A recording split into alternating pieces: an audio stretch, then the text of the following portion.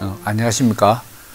오늘은 창세기 제12강 아담 하나님의 형상 두 번째 시간이 되겠습니다. 지난번에 예고 드린 대로 오늘은 그 아담의 형상의 해석에 대한 그 역사적 고찰로서 고대, 중세, 근대, 현대 대표적인 신학자 네 사람을 한번 예로 들어서 살펴보겠습니다. 지난번 말씀드린 대로 제일 처음이 이레나이우스,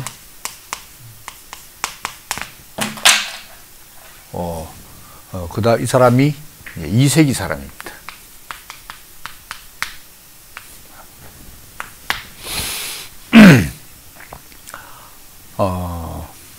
그 2세기 때 이제 기독교가 이 그리스 헬라 세계에 급속히 이제 확산되고 또 그와 함께 로마 이 정권의 극심한 핍박이 계속 이어지는 상황에서 또 기독교의 교리를 이제 확립해 나가는 이제 그런 시기라고 할 수 있는데요. 2세기를 대표한다고 할 수 있는 그 이레나이우스가 이 하나님의 형상에 대해서 어떻게 해석했냐 하는 것을 이제 살펴볼 필요가 있을 것 같습니다. 이 네 사람의 그 해석에 좀 공통점을 찾아보면 이제 타락, 뭐 혹은 죄, 또 더 정확한 의미로 위치이탈, 인간의 위치이탈.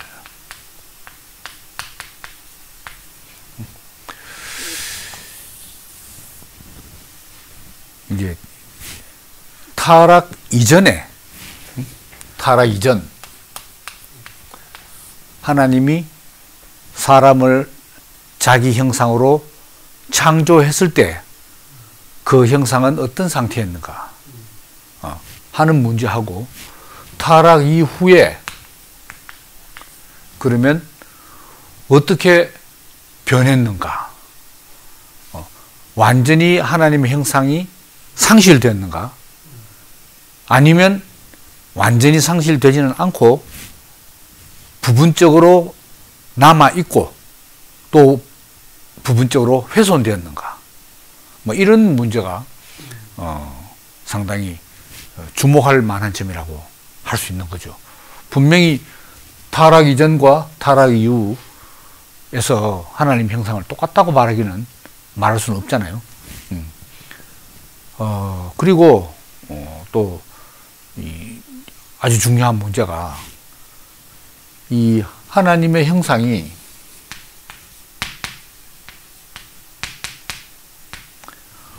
무엇으로 이루어졌는가, 사람의 무엇을 보고 하나님의 형상이라고 하는가. 그러니까 하나님 형상의 뭐랄까요, 성분,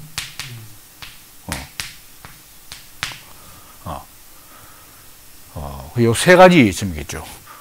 구성 성분이 무엇인가, 형상을 이루는 구성 요소, 구성 성분이 무엇인가 하는 거하고, 또 타락 이전에 하나님 형상은 어떤 상태였는가, 그리고 타락 이후에는 어떻게 변했는가, 그리고 마지막으로 네 번째는 그럼 이 상실되었거나 이 변질된 하나님 형상이 예수 그리스도로 말미암아 어떻게 타락 이전의 상태로 회복되는가, 하나님 형상의 회복.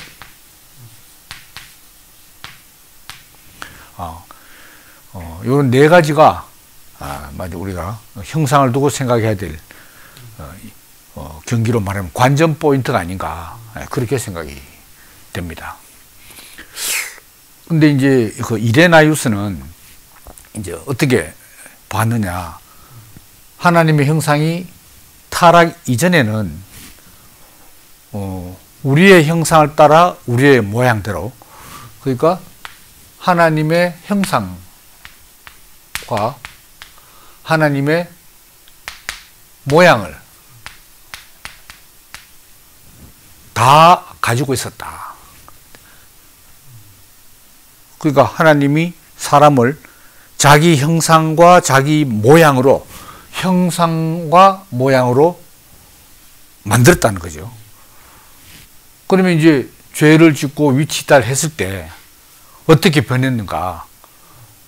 에덴 동산에서 쫓겨나서 동산 바깥에서는 이 형상과 모양이 어떻게 됐는가 할 때 이레나이우스는 하나님의 모양은 상실했다. 상실하고 모양은 상실했고 형상은 그대로 보존되어 있다. 이렇게 보고 있습니다. 그러면 이제 하나님의 형상의 구성 부분, 뭘로 구성되었고 모양은 뭘로 구성되어 있냐? 이제 이레나이우스는 형상과 모양을 구성 부분이 다른 걸로 생각했어요.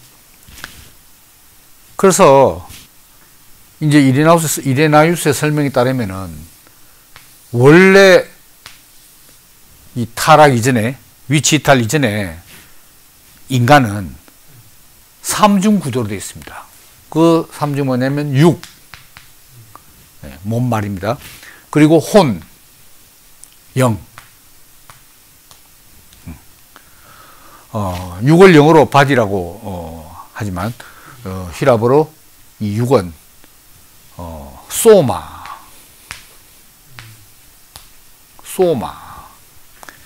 혼은 여러분 다 익숙하지만 푸시케.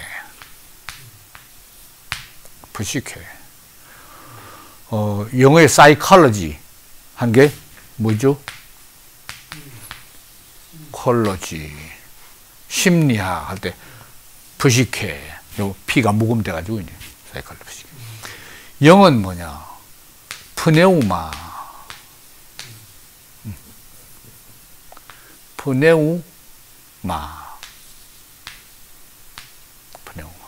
뭐 프뉴마라고 붙여서 읽기도 합니다. 더 정확히는 프네우마, 영. 그래서 이 이레나이우스는 하나님의 형상은 혼이라고 생각하는 거죠. 혼 중에서도 혼의 주요 기능이 이성이다 이거죠. 이성.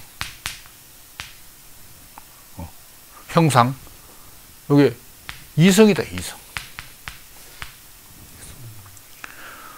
그러니까 비록 아담과 하와가 신라곤 했더라도 이성은 에덴 동산에 있을 때나 똑같은 기능을 발휘하고 있다. 이렇게 보고 있는 겁니다.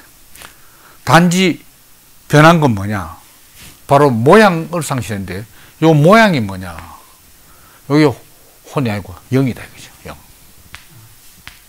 영을 잃어버렸다. 그러면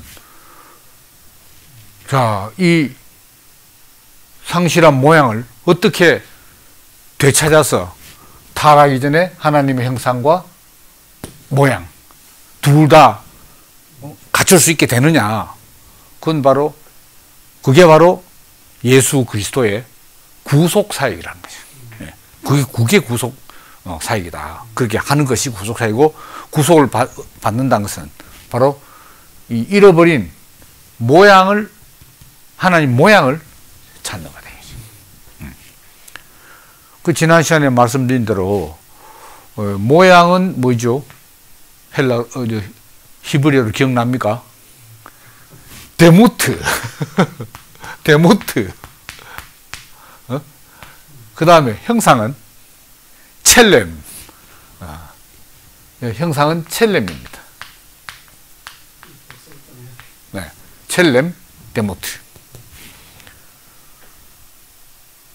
그래서 예수 그리스도의 구속으로 말미암아 잃어버렸던 데모트를 찾게 되는 거죠. 네. 자, 그러니까 원래 하나님이 우리의 형상을 따라 우리의 모양대로 할 때 이 이성으로 대표되는 혼과 영으로, 그럼 하나님과의 교통, 하나님과의 교제, 이것은 어디서 일어나는가? 하나님과 통할 수 있는 기관은 어디냐? 이거는 이성이 아닙니다. 그건 영이다 이거죠. 왜? 하나님이 영이시니까. 그래서 우리의 형상을 따라 우리의 모양대로 할 때 모양에 이 데모트하고 첼렘이 같은 의미지만 조금 차이를 둔다면 이 데모트를 영어로 어떻게 번역합니까? 라이크니스. 라이크니스, 닮았다. 사람의 영하고 하나님의 영하고 닮았다. 하나님이 바로 자기의 영을 담게 사람의 영을 핵심에 넣어놨다. 이런 이야기. 그 다음에 이제 요 이성으로 표현되는 형상은 뭐였죠? 이미지.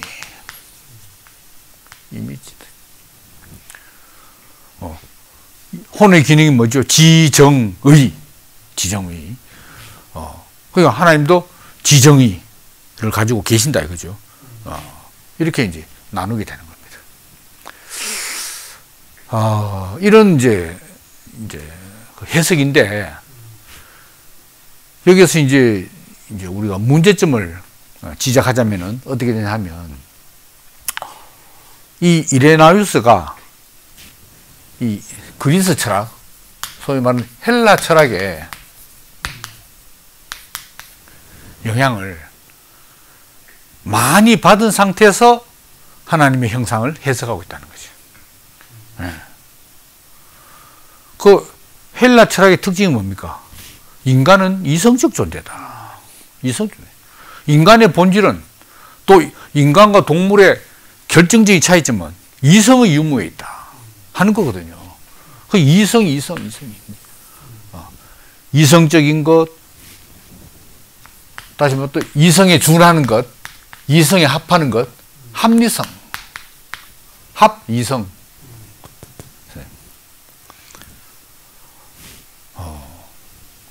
이렇게 그러니까 헬라적인 인간관을 가지고 바로 하나님의 형상을 해석한 거 아니냐, 이런 비판을 면할 수가 없는 거죠.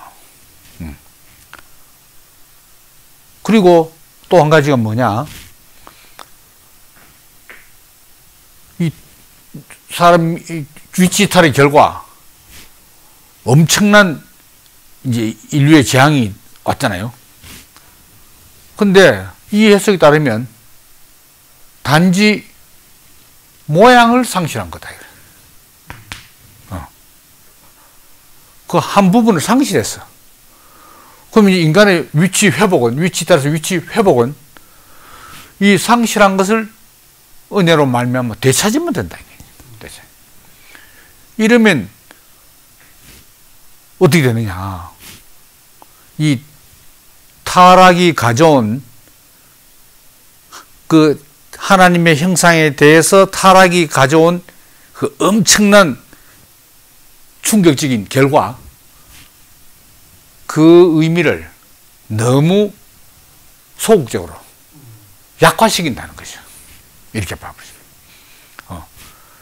그래서 이제 그 이레나유스는 예수 그리스도를 믿는 신자들은 이제 다시 이제 영이 회복되는 거죠.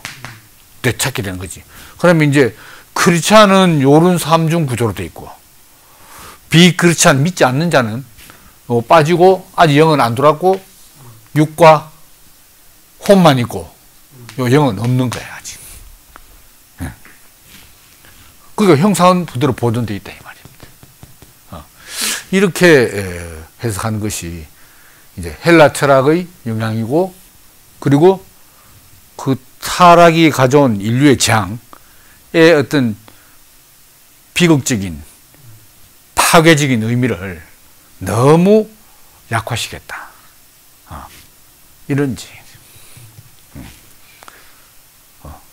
하나 요 영 빠진 거 되찾는 거. 이렇게 돼. 이런 해석이 이 고대 지금 기독교 아닙니까? 고대 신학자에서 중세 신학으로 넘어가면서 쭉 이런 전통이 이어져요. 이레나우스의 전통이 이어져가지고 말하자면 인간은 타락으로 말미암아 하나님에게서 부여받은 선물을 상실했는데 그리스도의 은혜로 말미암아 그 선물을 되찾는 이 정도로 타락을 해석하고 또 그 정도로 형상 인간의 위치 회복을 이야기하고 있다 이거죠. 이런 게 이제 문제가 되겠습니다. 그 다음에 이제 두 번째로 유명한 중세 신학 철학의 대표라고 할 수 있는 토마스 아퀴나스를 한번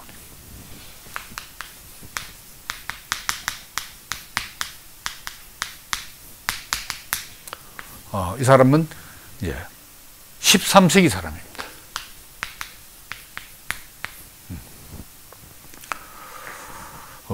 소위 어거스틴은 고대 신학의 마지막 주자라고 할 수 있고, 그로 인해서 중세 신학의 문을 연 사람이죠. 진지한 의미에서 중세 철학을 대표하는 신학자는 토마스 아퀴나스입니다. 지금까지 가톨릭 안에서 이 토마스 아퀴나스의 영향력은 막강하다고 할 수 있는 거죠. 토마스 아퀴나스는 그러면 하나님의 형상의 구성 부분, 하나님의 형상이 무엇으로 이루어졌나 할 때 토마스 아퀴나스는 바로 인간의 지성에서 찾습니다. 지성.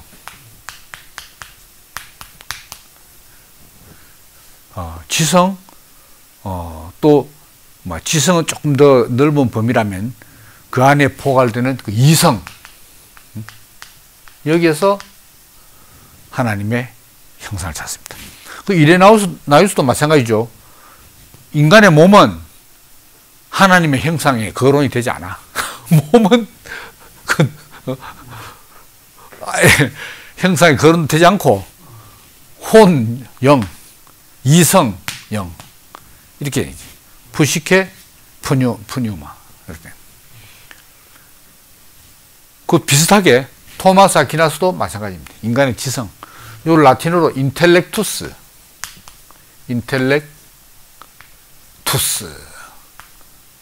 이걸 영어로 인텔리전스라고 하잖아요. 영어로 인텔리전스.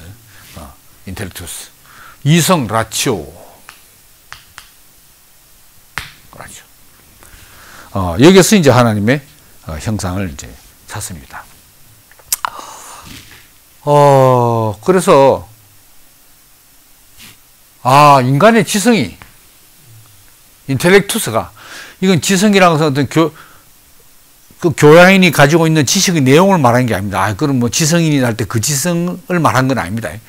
인간의 어떤 구조죠, 구조. 하나님의 형상을 이루는 구조입니다. 그게 정신적인 구조, 지성.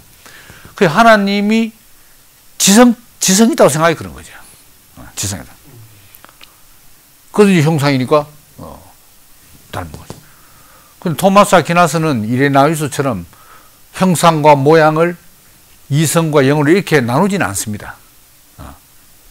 같이 생각, 형상이나 모양이나 동의어로 생각해서 이제 같이 생각합니다.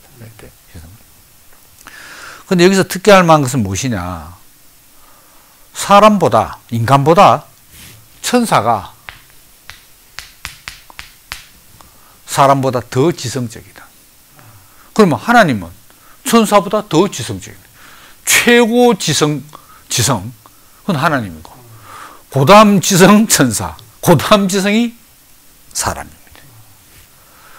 그래서 토마스 아퀴나스의 그 존재 피라미드의 구성을 보면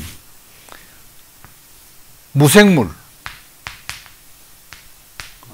좀 적네요. 그 다음에 식물, 쓸데없네. 동물, 인간 위에 피라미드 제일 꼭대기에 천사를 두고 있습니다. 사람 위에 다 피조물인데 피조물의 최고 정점은 사람이 아니고 천사다. 야, 그러니까 중세 신학의 분위기를 우리 짐작하겠죠. 그리고 지금의 가톨릭의 분위기를 짐작할 수 있는 겁니다.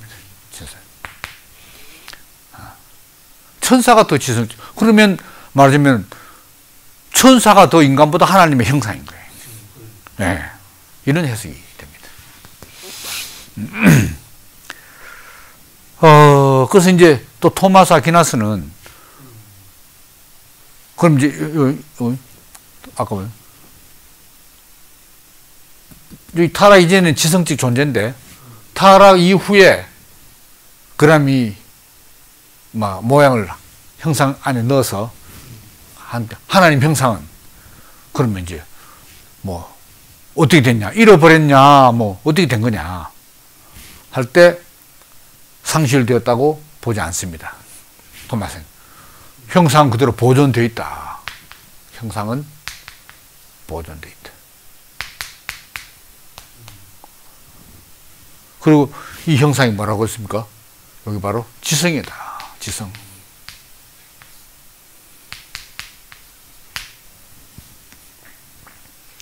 근데 이 지성도 이제 엄밀하게 토마스 아퀴나스는 세 단계로 나눕니다. 지성의 세 단계. 그래서 가장 낮은 단계, 그 다음 단계, 이것도 세 단계. 가장 낮은 단계는 모든 사람. 이거는 예수를 믿지 않는 불신자까지 포함해서 모든 사람이 기본적으로 지성을 다 가지고 있다. 그 형상이 지성이니까 지성의 단계가 낮을 뿐이지 형상이 상실된 건 아닙니다. 타락 이후에도. 그럼 에덴 동산 밖에 나왔다고 해서 아담의 후손들이 지성이 없냐? 그게 아니다 이 말입니다. 지성은 인간이 다 가지고 있다. 근데 이제 그 지성이 조금 두 번째 단계에서 높은 단계가 있어. 그게 뭐냐면 이제 믿는 사람. 믿는 사람. 그게 예수 그리스도를 하나님의 아들로 믿는 사람은 의롭다 했잖아요. 칭의. 그게 이제 의인이죠, 의인. 의인들이 안 믿는 사람보다는 더 높은 지성을 가지고 있다. 그 다음에 이제 믿는 사람 중에서도 의인 말고 결국 성인이 있다, 성인이. 거룩한 사람, 영화로운 사람. 그래서 이제, 이거는 이제 단순히 믿는 게 아니고 영화로운 사람이에요. 사람. 요렇게 세 단계 나십니다. 근데, 이제 불신자까지 포함한 모든 사람은 주로 불신자죠. 여기는 이제 무엇의 빛이 비치느냐? 이성의 빛이 비칩니다. 이성의 빛으로 살아간다 이 말입니다. 이성의 빛, 이걸 라틴어로 루멘이 빛이거든요.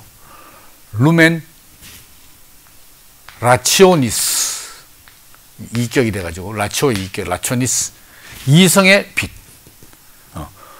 그러니까 우리가 세상 사람들이 일상생활 할 때 다 이성의 조명으로 생각하고 이해하고 의욕하고 느끼고 다 살아가잖아요. 근데 이제 여기서 요부터는 이제 이성의 빛도 물론 있지만은 여기 다 포함되니까, 하지만 이성의 빛뿐만 아니고 여기서는 의인부터는 은혜의 빛이 필요하다. 루멘 그라치에, 그라치아가 은혜잖아요. 이격이 됐었지. 영의 그레이스. 루멘 그라치. 그래서 어쨌든 타락 이후에도 하나님의 형상은 보존되어 있다. 그리고 토마스 아퀴나스는 그 형상의 구성 성분을 뭐로 보냐, 내용을 뭐로 보냐, 바로 인간의 지성이다, 인텔렉투스다, 이렇게 봤다는 거죠.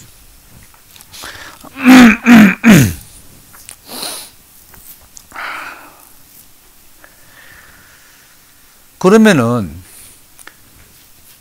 이제 타락 이전에 그 하나님의 형상은, 이 지성은 뭐 어떤 상태였는가, 그죠?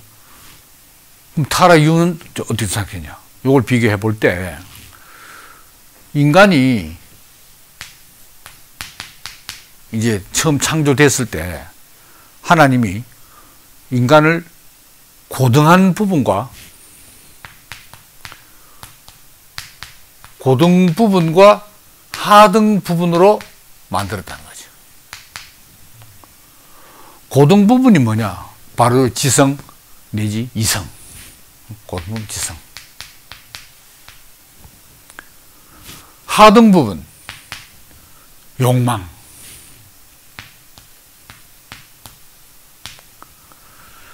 그래서 아퀴나스에 의하면은 하나님이 처음 인간을 만들었을 때도 바로 이 고등 부분과 하등 부분에 갈등,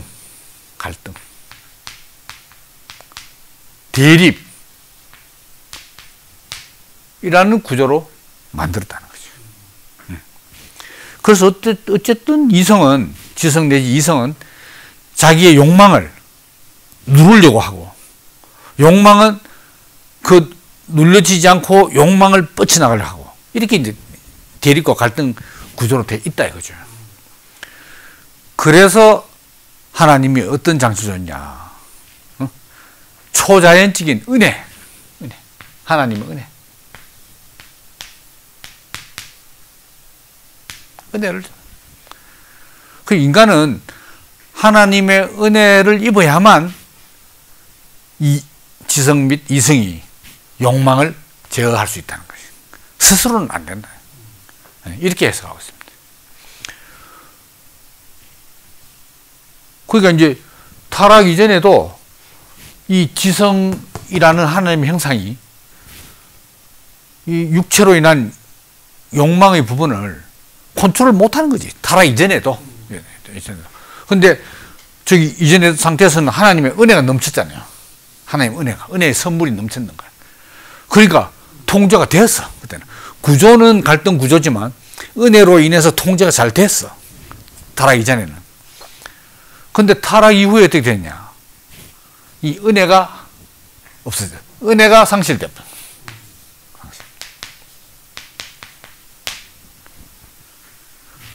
이레나이우스는 형상과 모양을 나누어서 모양이 상실됐다, 형상은 그대로다, 이렇게 봤고, 물론 형상은 이성으로 본 점은 토마스 아퀴나스와 비슷하죠. 근데 토마스 아퀴나스는 이 형상과 모양을 나누지 않고 뭐 형상이나 모양이나 같은 거다 했는데, 여기서 이제 원래 타락 이전에도 지성과 욕망의 대립구조, 그래서 통제하고 다스려야 되는데 은혜로 인해서 잘 다스렸다 이거지, 타락 이전에는. 근데 이제 에덴 동산 바깥에 쫓겨나 버렸으니까 하나님 은혜가 없어졌다. 그러면 이제 형상은, 그러니까 이제 지성은 그대로지만은 여기서 이제 기본 지성이 있는 거죠. 이성에 비춰서 기본 지성. 그렇지만 이제 여기서는 회복, 이전 상태로 회복되어 가는 지성이 되잖아요. 그 말은 무엇이냐?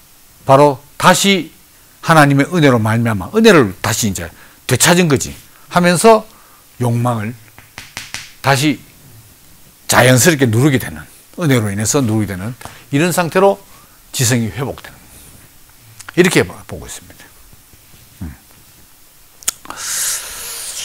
야, 그러니까 여기도 마찬가지죠. 이레나이우스와 마찬가지로, 이레나이우스 언제입니까? 2세기고 여기 13세기인데 1100년 지났습니다. 1100년이 지난 이 중세 거의 후반부인데, 에도 역시 헬라적인 인간관이 그대로 힘을 발휘하고 있다. 이 헬라적 인간관입니다.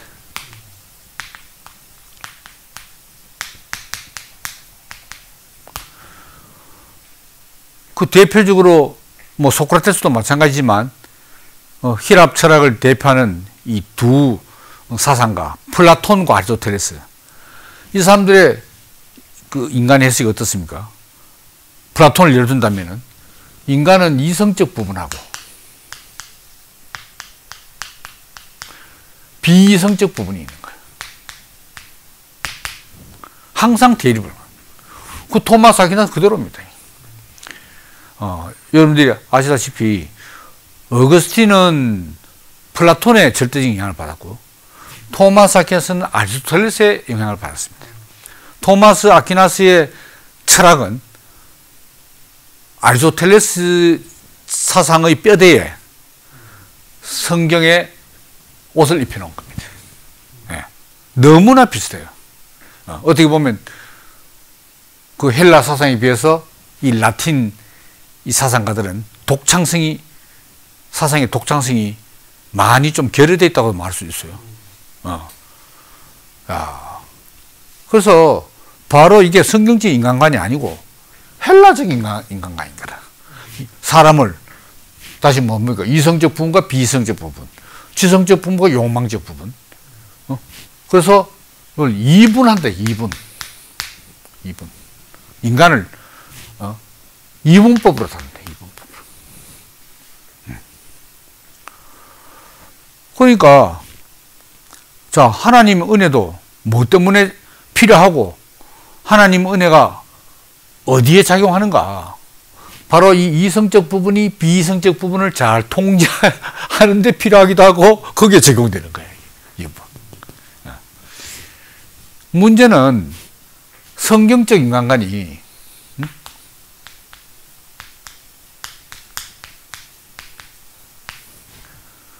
사람을 이렇게 영혼과 육체, 뭐 이성과 욕망 이렇게 나누지 않는다는 거예요.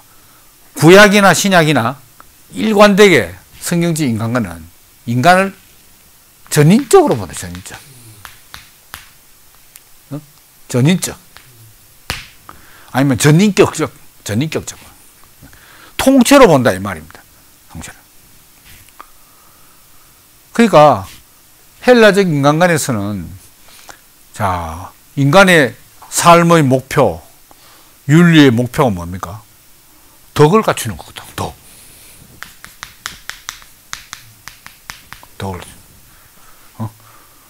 플라톤의 뭐 사주덕, 아리스토텔레스의 중용, 다 덕을 갖춘 거 아닙니까?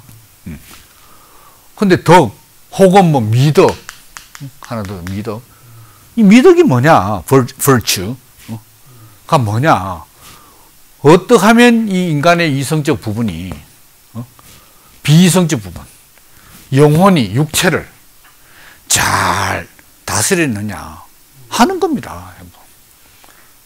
안 그렇습니까? 근데 성경적 인간관에서 인간의 삶의 목표는 그게 아니야. 이 대립이 아니고 하나님에 대해서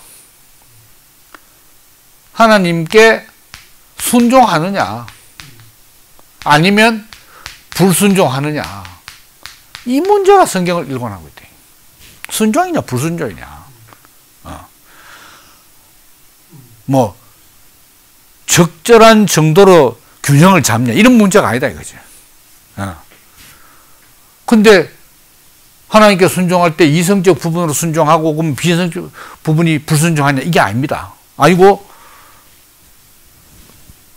몸과 영혼을 나누지 않고 통째로 그 전인 뭐 영혼은 순종하고 뭐 육체는 이런 문제가 아니고 사람 통째로 그 사람이 하나님께 순종하느냐 전인이 불순종하냐 이런 문제를 다루고 있다는 거예요. 그리고 이 헬라적 인간관이 이 기독교에 적용돼서 중세에 어떤 게 나냐 바로 이런 이분법에 의해서 바로 수도원주의가 나오게 된 거죠. 수도원. 수동주의. 다시 말하면 제대로 하나님께 나아가고 하나님을 인식하고 하나님을 사랑하려면은 육체를 비이성적인 부분, 이 육을 철저하게 통제하고 제한해야 된다. 그러면 수도원에 들어가야 되는 거예요. 수도원에. 그죠? 그 여기서 이제 고행주의가 나옵니다. 고행. 뭐 금욕. 이게 헬라적 인간간의 이원론이, 이분법이, 인간의 이분법, 영육 이원론이 그대로 쭉 흘러왔대요. 또 나아가서 이제 뭡니까? 독신주의.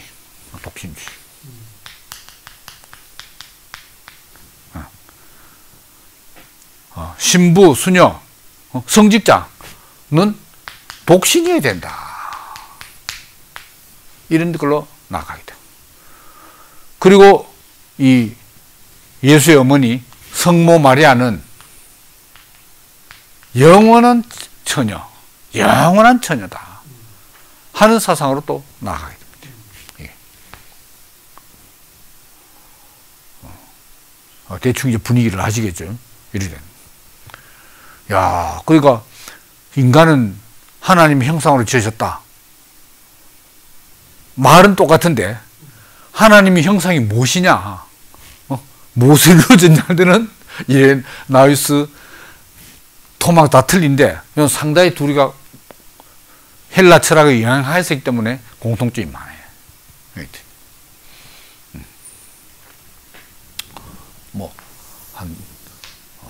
또 제가 생각 다시 나면 또 말씀드리도록. 네 명을 해야 되는데 3분의 2를 써버렸네. 그 다음에 이제 존 칼빈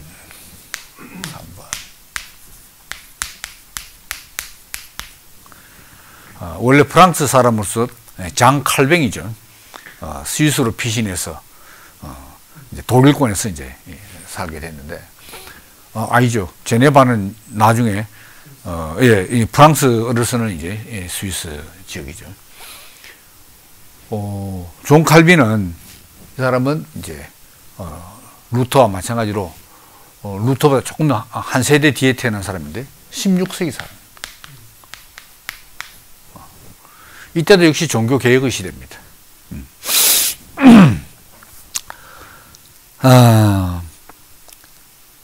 이제 존 칼빈은 이런 토마스 아퀴나스의 중세 스콜라적인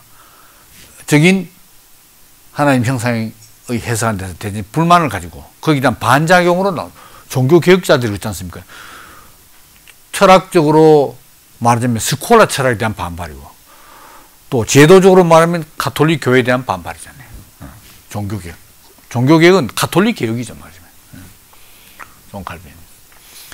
그러면 이제 존 칼빈은, 자, 이성에서 찾느냐, 여기도 마찬가지로 이성 내지 지성 내지 이성이 찾느냐 한데, 존 칼빈은 하나님의 형상을 어디서 찾냐? 하나님의 형상.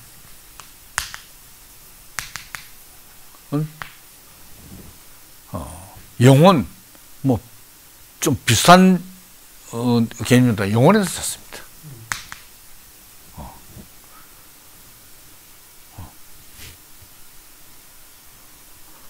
그러니까 이레나이우스하고 토마스 아퀴나스에서는 아예 육체는 거론되지 않습니다. 하나님의 형상에 흔적이 없는 거죠, 맞아요. 근데 역시 존 칼빈도 영혼에 강조입니다. 이렇게 보면 역시 이 헬라적 이 이원론이 얼마나 뿌리 깊게 지속되는가를 알 수 있는 거죠.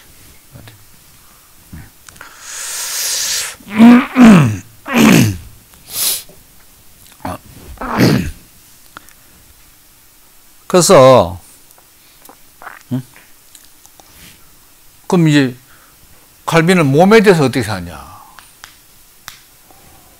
몸은 전혀 앞에서 사람들은 부인하지 않고 형상의 약간의 불꽃이 튀길 뿐이다. 이렇게 말. 아주 경미한 거죠, 이제. 우리가 사람이 하나님의 형상이다 라고 말할 수 있는 근거는 인간이 영혼이기 때문에, 영혼적 존재이기 때문에, 혼적 존재이기 때문에 그렇다. 이렇게 보고 있습니다. 그러면 칼빈에 있어서 타락 이전에는 하나님의 형상, 영혼의 상태가 어떻냐? 저는 타락 이전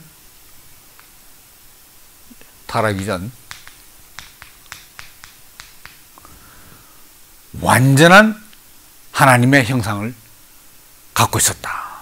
완전한 상태.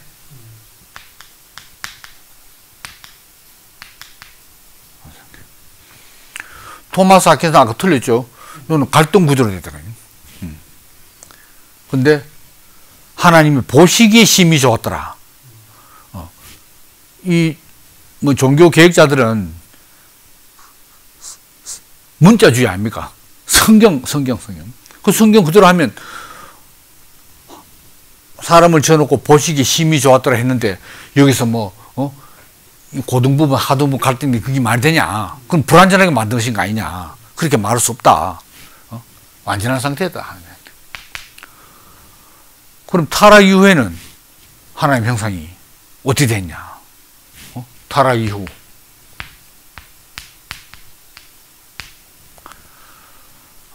칼빈은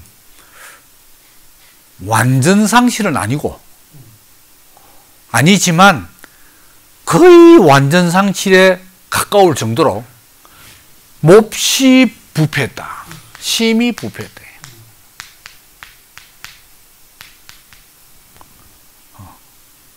부패, 훼손 된 상태에서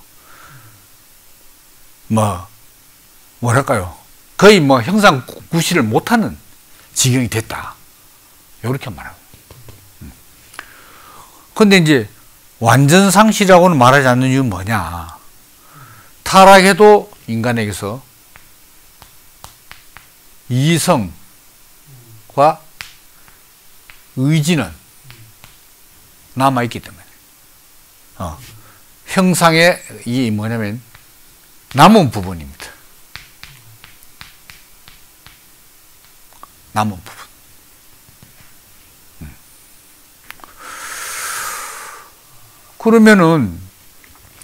그러면 어떻게 회복되는가? 회복은 어떻게 되는가? 형상의 회복. 이게 또 문제 아닙니까? 회복. 이건 역시 성경에 나와 있는 대로 예수 그리스도의 구속으로 말미암아. 그런데 그 구속이 타락한 인간에게 어떻게 적용되는가? 이 구속은 바로 성령의 역사입니다. 성령의 일하심으로 말미암아서 성령의 다시 말하면 은혜죠, 은혜. 은혜의 역사로 인해서. 역사가 히스토리가 이때 역사는 아시겠지만 일하심입니다. 일하심. 성령의 은혜로 예수 그리스도의 구속이 임해야 형상이 회복된다. 근데 이제 칼빈은 두 가지를 말해요. 무조건 성령의 일하심만 있으면 되는 게 아니고 그건 하나님이 하신 일이고 인간편에서는 인간편에서 어떻게 해야 되냐? 믿음으로 받아들여야 되는 거지. 믿음으로 그 은혜를 받아들이는 순종이 필요하다. 요게 함께 딱 하면 예수 그리스도의 구속이 뭡니까? 형상 회복이지. 형상 회복. 근데 단번에 일회적으로 되는 게 아니고 이 형상의 회복은 점진적으로 평생에 걸쳐서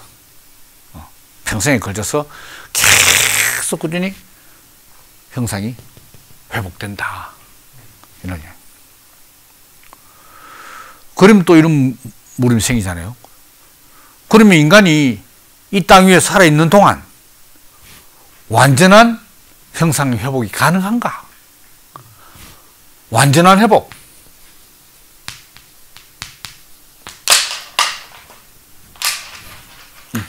완전한 회복.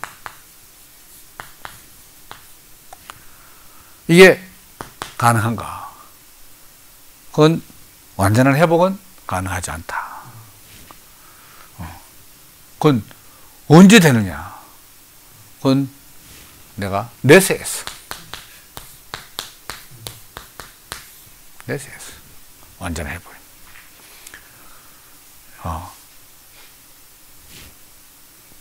최후의 심판이 내려지고 둘째 사망에 빠지지 않는 믿는 의로운 자들이 이제 부활해서 부활의 몸으로 주님과 함께 영생 복락을 누릴 내세였어. 이건 어거스틴도 생각이 똑같잖아요. 이때는 영혼만 하나님의 형상이 아니고 몸까지도 이때는 영혼도 온전하게 회복되고 몸도 온전하게 회복된다. 칼빈은 그렇게 말하고 있습니다.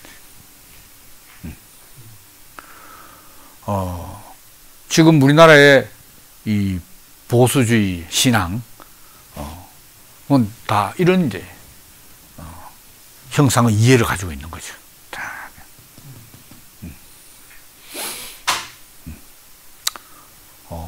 대충 이해되시는지 모르겠네요.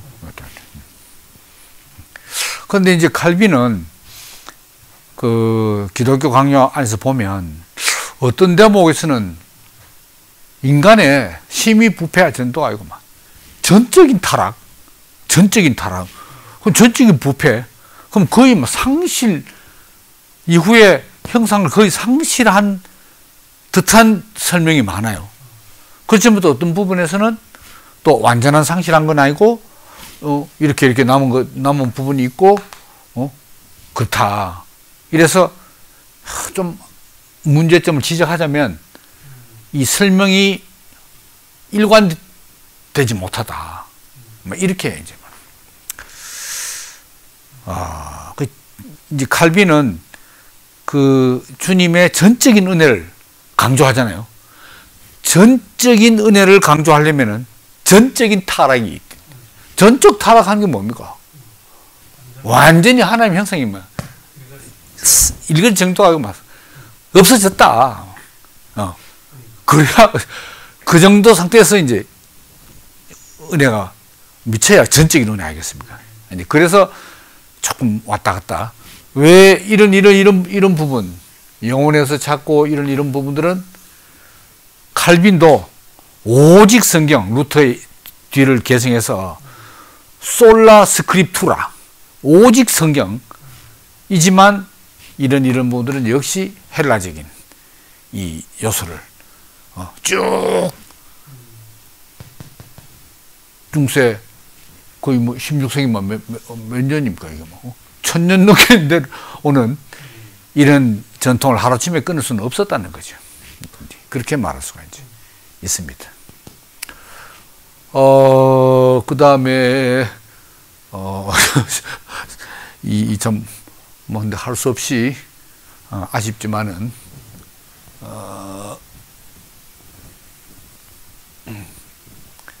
이제 칼바르트로 한번 이제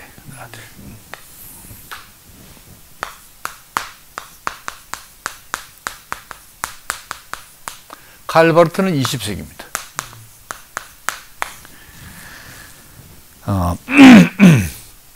1886년에 출생해서 1968년에 사망했으니까 20세기 사상가죠. 칼바르트는 이제 하나님의 형상을 어디서 찾느냐, 뭐 이성에서 찾느냐, 영에서 찾느냐, 지성에서 찾느냐, 영혼에서 찾냐. 칼바르트는 인간의 구조에서 찾지 않습니다. 아주 좀 혁신적이죠. 인간의 구성 성분 구조에서 찾지 않아. 칼바르트는 어디에 착안하냐? 창세기 1장 27절. 하나님이 자기 형상, 곧 하나님의 형상대로 사람을 창조하시되 남자와 여자로 지으시고, 남자와 여자로 창조하시고, 남자와 여자로 창조했다. 여자로 창조했다.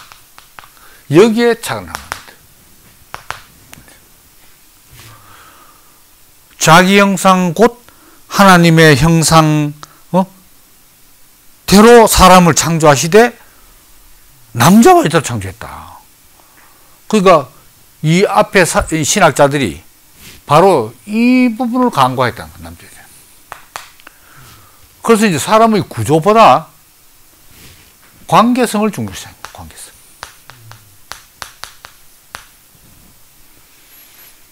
사람인데 그냥 홀로 지은 게 아니고 남자와 여자로 이렇게 딱 짝을 지어서 딱. 그럼 뭡니까? 남자와 여자 관계잖아요. 관계. 관계. 자, 이제 아담과 하와라면, 자, 아담은 나다, 하와는 너다. 그러면 하와 쪽에서 보면 하와가 나고 아담은 너다. 그래서 나와 너의 대면 관계, 대면 관계라는 관계성이 바로 하나님의 형상이다. 그러니까 이 남자와 여자는 이제 아담과 하와 두 사람, 뭐 또 나와 뭐 다른 사람, 이런 인간 간의 관계만 말하는 게, 궁극적으로는 바로 왜 이렇게 지었냐? 바로 하나님이 대면 관계를 원하시는 분이기 때문에 사람을 그 형상으로 지었다. 이렇게. 이것도 참 신하죠. 대면 관계, 대면 관계. 대면 관계, 또 돌아보면 칼바르트 직접 말을 사용하지는 않은 것 같은데, 대면, 그냥 물끄러미 뭐 보는 게 아니잖아요. 관계라는 건 교통이지, 교통. 교제 관계. 그래서 창세기 2장에 보면 나오잖아요. 아담의 독차하는 것이 보기에 좋지 못하니 내가 그를 위하여 돕는 배필을 지으리라. 그 남자 여자를 창조했잖아요. 이건 바로 하나님이 왜 사람을 지었고 왜 만물을 지었냐, 특히 왜 사람을 자기 형상으로 지었냐, 바로 대면 관계를 위해서. 하나님은 나, 인간은 너, 나와 너의 관계, 나는 관계를 원하는 존재다. 그걸 보여준다 이 말이지. 관계성. 뭐 구조가 뭐 이성이냐 육체냐 이런 문제가 아니다. 상당히 발전적인 이렇게 되었습니다. 그러면 이제 대면관계, 교제관계 더 발전되면 어떻게 되겠습니까?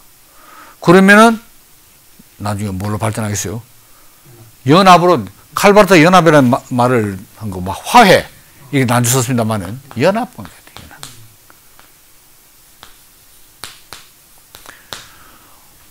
뭐 대립되고 원수졌으면 일단 화해부터 해야 되겠죠. 화해를 넘어서서 종적으로는 연합관계. 바로 인간이 사람과 사람, 하나님과 사람과 하나님의 연합을 할 수 있는 그게 바로 하나님의 형상이다.